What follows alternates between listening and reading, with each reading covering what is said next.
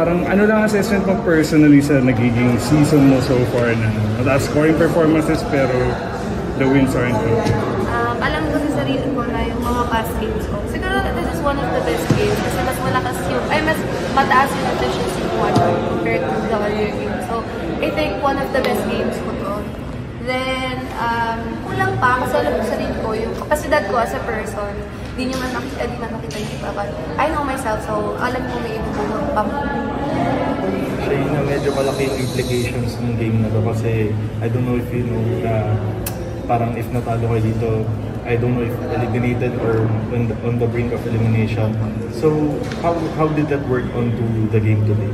Hindi na po talaga namin inisip kasi ang sinabi na lang po talaga namin sa sarili namin na nothing to lose. Ano naman kung matalo kami, ano naman kung big na manalo kami.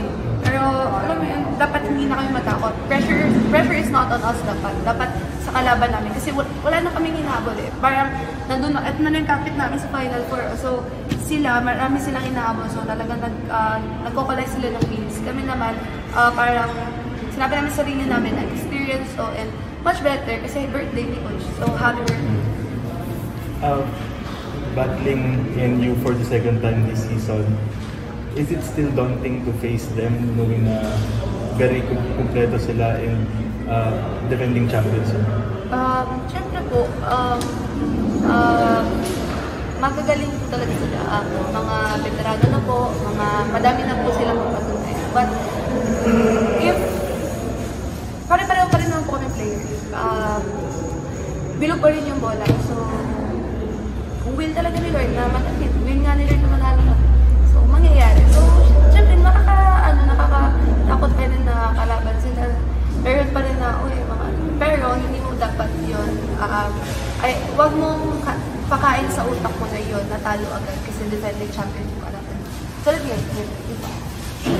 Gano'n ka lang yung tulong na nabanggit mo parang no pressure na kayo and nothing to lose na yung mentality. Gano'n ka lang yung tulong na lang heading to today's game na 32 points at the same time nanalo kayo against me? Sobrang laki po. Kasi ngayon parang kami naglalaro lang sa ODL na parang ayayin na lang, maglaro na lang. Wala namang mawawala eh. So, palo lang ng palo, depensa lang ng depensa, block lang ng block, serve lang ng serve. Parang wala na talagang takot na. So, sabi nga, good result kasi hindi kami natakot and hindi kami pressured to win.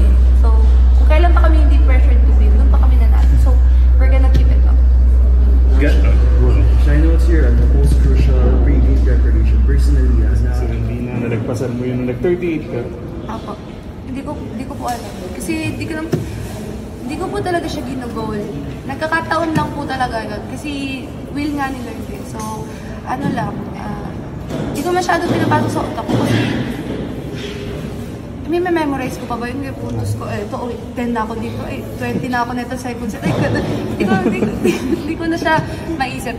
Basta ang alam ko lang na ginagawa ko, I want my team to win. And I'll do everything for us to win.